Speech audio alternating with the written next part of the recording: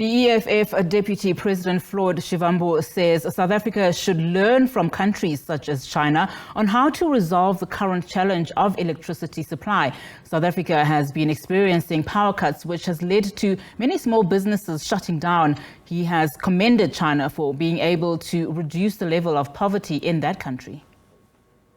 In the foreseeable future, in our lifetime, China is going to be the biggest economy in the world. It will be the most powerful nation.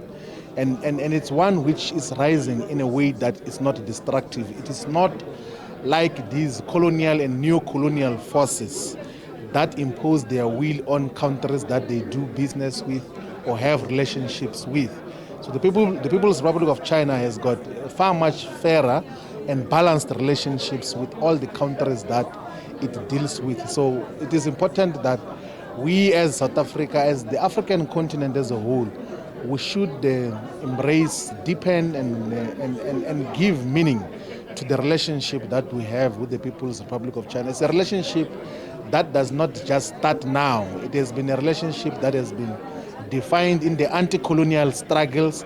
It's a relationship that has been defined with massive infrastructure investments, even in the 1970s in Tanzania and Zambia, even when China did not have the economic strength to could invest in the manner that it did. So China is the very important role player in the global politics, and one which we should openly and proudly associate with, not only as South Africa, but as the entire African continent.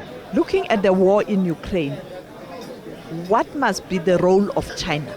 Look, I think what has to be the ultimate outcome of the conflict between Russia and Ukraine, between Russia and NATO, should be a reconstituting of the world into a new global order which is not defined by American dominance.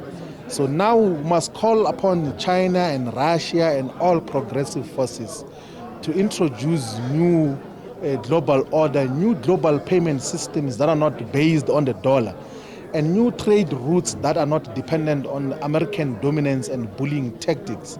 The outcome of this conflict must be a necessary realignment of the global balance of forces, because the American dominance of the world has been very abusive, has caused a lot of deaths, has caused a lot of unnecessary wars, has caused a lot of colonial invasions and assassinations of so many leaders in the African continent. Almost all prominent leaders that were assassinated in the African continent, whether it's Patrice Lumumba, Thomas Sankara, Muammar Gaddafi, almost all of them were assassinated with the assistance of the American empire. So it is time that the American empire must come to an end, and on the space of the American empire, there must be a benevolent space that must be led by the People's Republic of China decisively. South Africa is currently facing challenges of electricity. What can we learn from China? Look, I think there is far much more advanced gas and nuclear technologies that can be brought into South Africa at a much more cheaper and affordable way than these independent power producers that are supplying Eskom with energy currently.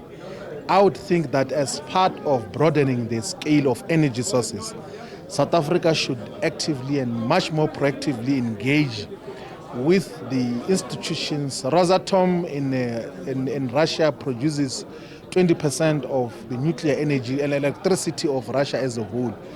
In the same way, we are entering into power purchase agreements with these irrational and highly expensive IPPs which are coming from the West. It is perhaps important that we should consider other energy role players from the Russian Federation and from China as well. China has got the expertise and the capacity to could provide gas as a part of the sources of electricity in South Africa. And we should explore that as one of the options here in our country. So currently that we are only looking up to the West to solve our energy problems. And the West will not do that because they are driven by greedy capitalist motives which are not going to solve the electric crisis. Let us look to the east, let us look to Russia to solve our energy crisis, and I think we're going to have a far much more durable energy solutions. But of course, there are domestic issues that must be dealt with. That includes the reconstituting of the entire leadership of Eskom, including the CEO, the board, and even considering bringing back some of the people who had Eskom under stability when they were leading it.